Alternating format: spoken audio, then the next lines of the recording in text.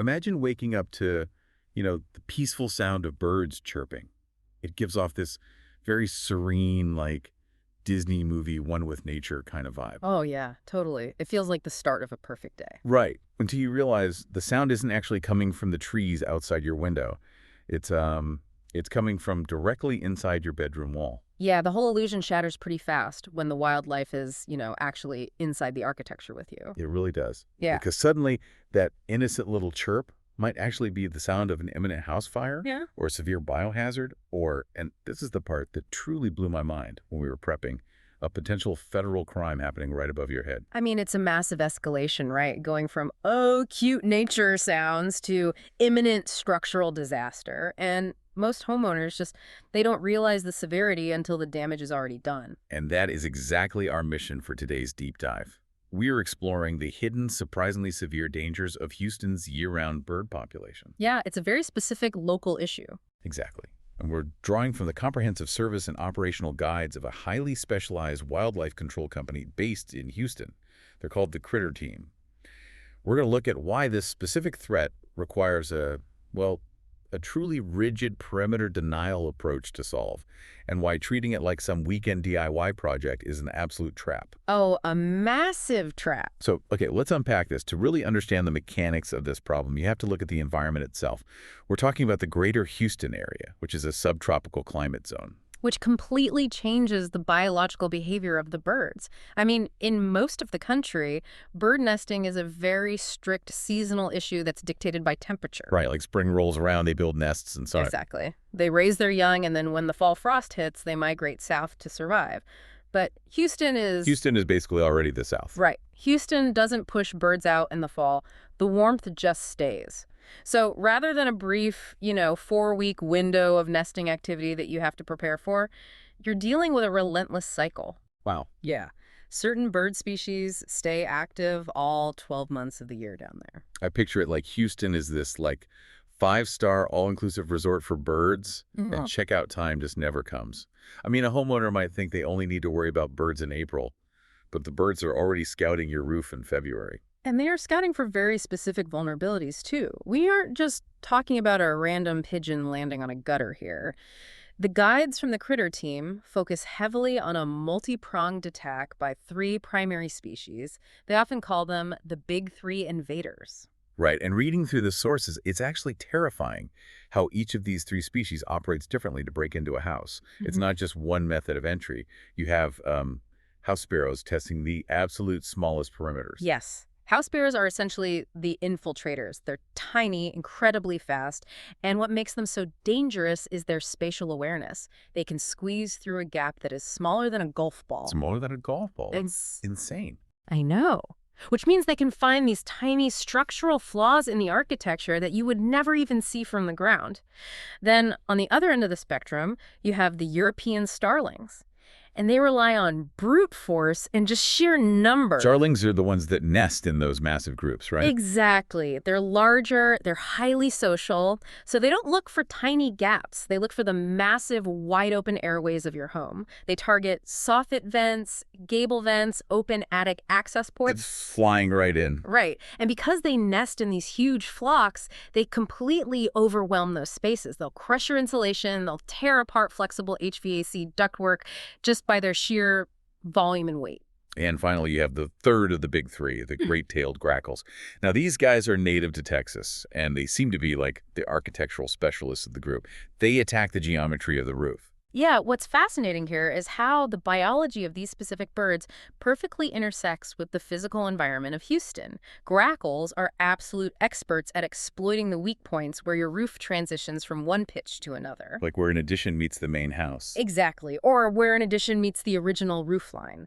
It's this perfect storm of nature adapting to urban planning. It really is. You have this massive city with this specific mix of aging housing stock, perfectly placed right inside these lush, heavily wooded residential corridors. The trees draw the birds in, but then, as the birds sit in the branches, they start to sense the thermal bleeding coming from the houses right next to them. The thermal bleeding, so like the heat escaping the house. Yeah, ambient heat leaking from an attic or a vent acts like a beacon to them.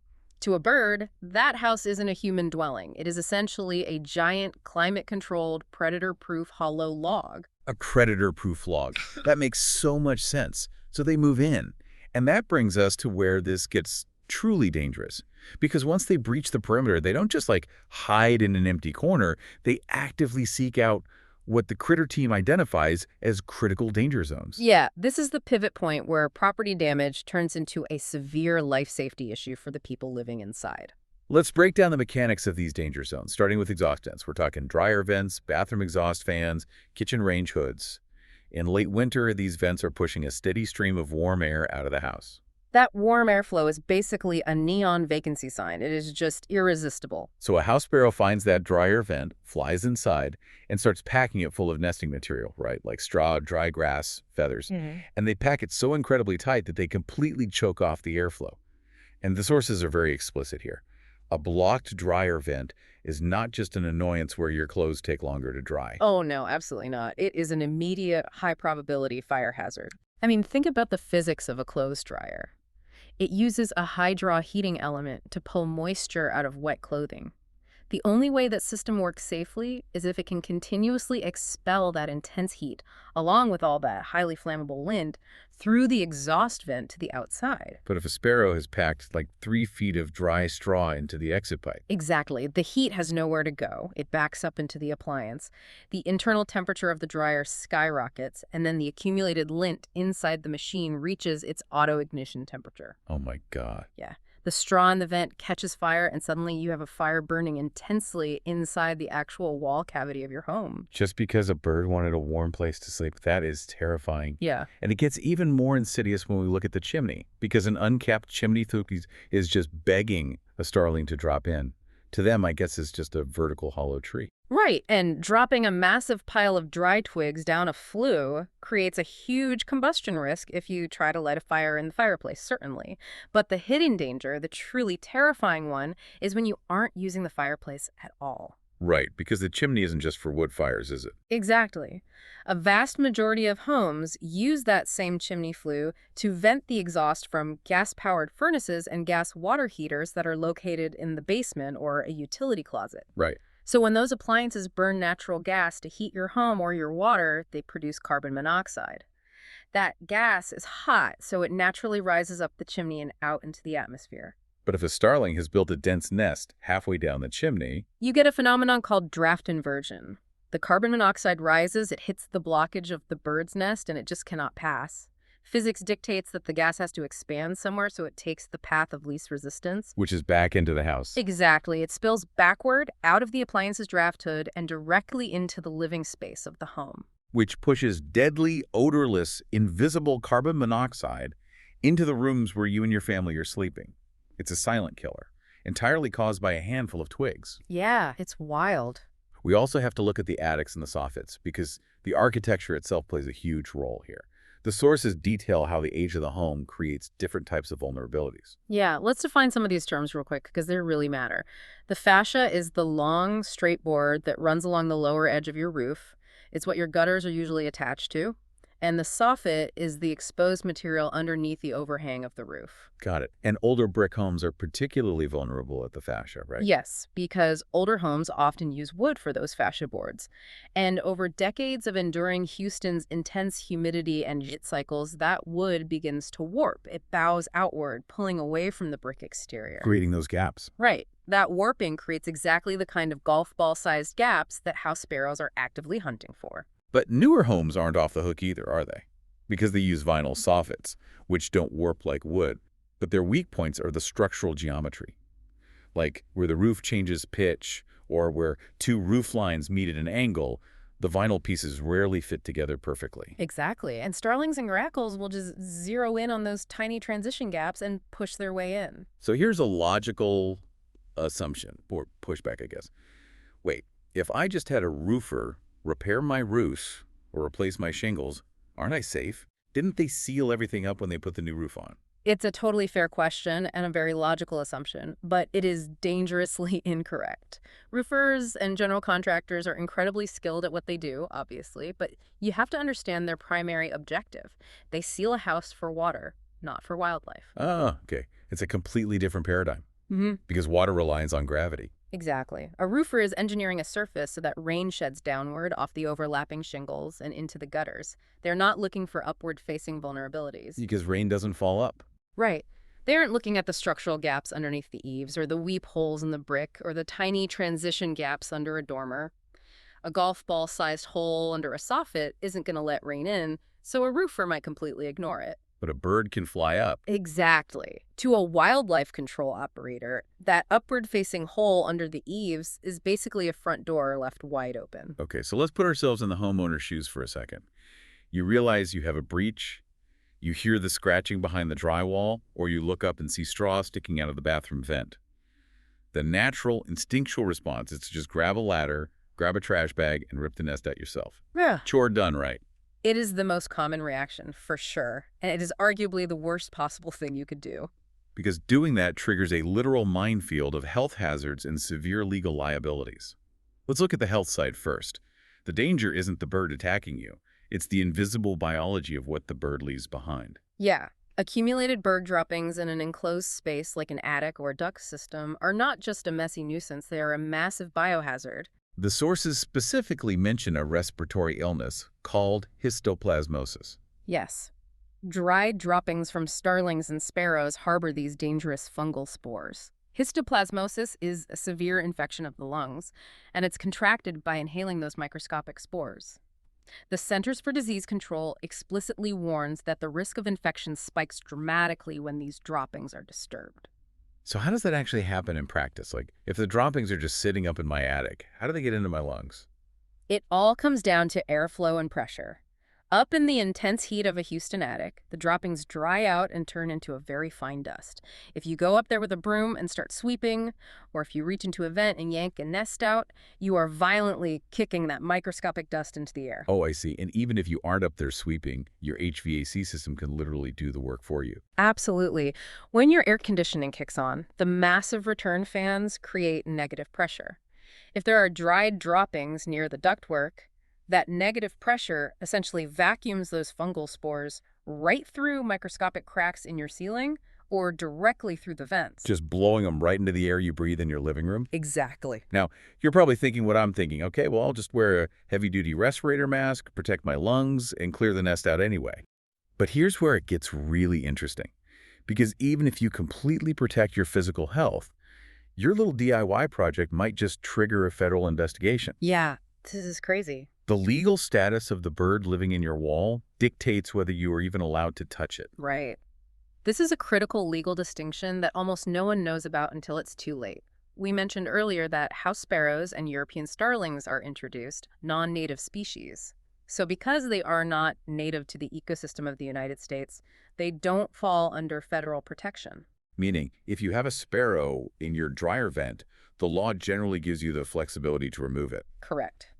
But remember the third bird on our list, the great-tailed grackle. They are native to Texas. You also have the chimney swift, which is another native bird that specifically loves nesting in Houston flues.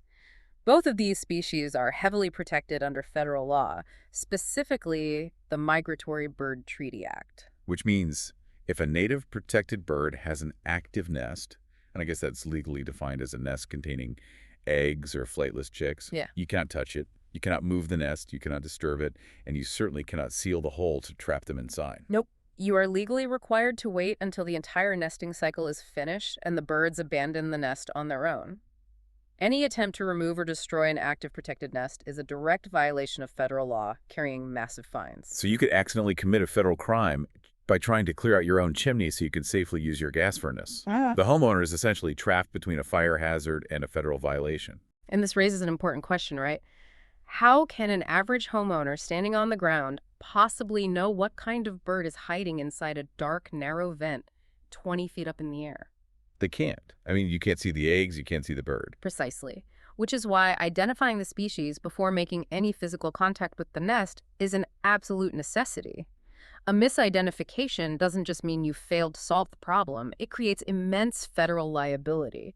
You need someone on site who knows exactly what they are looking at and the legal framework surrounding it. And that reality, the fact that DIY is dangerous, legally hazardous, and as the sources point out, usually completely ineffective long-term, That leads us to how a professional operation actually solves this permanently. Because if you just rip a nest out, the bird will just rebuild it in the exact same spot 2 weeks later, right? Oh, yeah. The environmental beacon hasn't changed. The structural access hasn't changed. They will always come back. So how do you actually stop them? This is where we dive into the operational standards of the Critter team. This company is led by Mike Garrett, who is a 20-year Army veteran, and his approach to this problem is intense. It is a highly specialized, rigidly structured methodology. Reading through their operational guides, it feels exactly like a military perimeter denial strategy.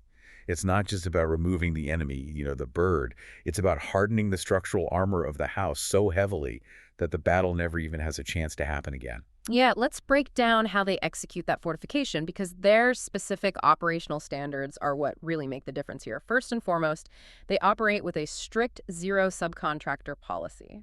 Now, why does that matter so much in the wildlife control industry? Because accountability is everything when you're dealing with complex structural exclusions. With the Critter team, the technician who arrives to do the initial detailed architectural inspection is an actual employee of the company. They are the exact same team that physically installs the exclusion devices, and they're the exact same team that stands behind the written warranty. So there's no passing the buck to some third-party contractor who might cut corners just to rush to their next job. Exactly. No subcontractors means quality control. And speaking of cutting corners, the materials they use are a huge point of differentiation in the guides. They strictly use heavy-duty galvanized mesh, powder-coated steel covers, and custom aluminum. And they literally fabricate the aluminum on-site using a metal brake. Yeah, a metal brake is basically a heavy-duty industrial folding machine. They use it to precisely bend the aluminum to match the exact weird angle of your specific aging roofline because, every house settles differently over time. You can't just slap a cheap one-size-fits-all plastic cover over a uniquely warped fascia board and expect it to hold up against a determined animal. But the most emphatic rule in their guide regarding materials is what they absolutely refuse to use. They never, ever use spray foam for bird exclusion. Which is incredibly common for BIRs, by the way. It's cheap, it comes in a can, and it's super easy to just blast into a gap. But the guides explain exactly why spray foam is a terrible idea. It's a polyurethane product designed to insulate, not to act as physical armor against the Texas climate. In Houston's brutal heat and relentless UV exposure, spray foam literally bakes.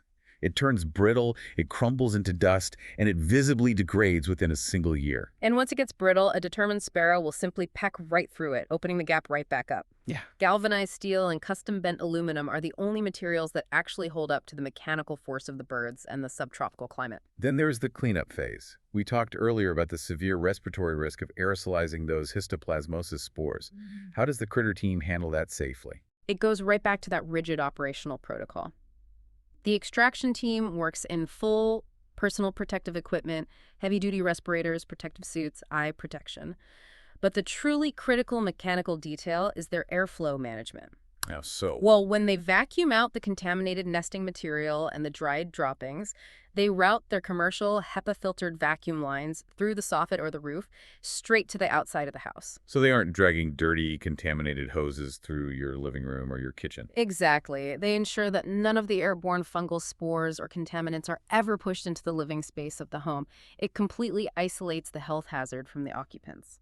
And the final piece of this perimeter denial strategy involves deterrence. For areas where birds just like to congregate, like rooflines, ledges, or commercial HVAC units, they don't just wait for a breach. They install stainless steel spike strips, tension wire systems, and specialized netting to eliminate the landing zones entirely. Yeah, and if we connect this to the bigger picture, this comprehensive, deeply mechanical approach is exactly why Mike Garrett's specific credentials are so important. He is a bird barrier certified installer. He also strictly applies the standards of NWCOA, which is the National Wildlife Control Operators Association. But what does that certification actually mean mechanically? I mean, it's not just a plaque on the wall, right? No, not at all. It means having a deep understanding of bird biology and physics. The guides note that not all deterrent products work for every bird. If you install spikes that are spaced too far apart, a tiny sparrow will just build a nest right between the Oh, spikes. wow. Yeah. Right. And if you use the wrong tension wire, a heavy grackle will just sit right on it. You have to understand the specific foot structure, the weight, and the nesting habits of the exact species you're targeting to effectively deny them access. So what does this all mean for you? It means that if you are sitting in your living room right now and you hear that faint, persistent scratching coming from behind the drywall, or you hear chirping echoing down your bathroom vent, you cannot afford to wait. It is a dynamic problem. It will never resolve itself. It will only compound structurally and biologically. It is a year-round threat in the Houston climate.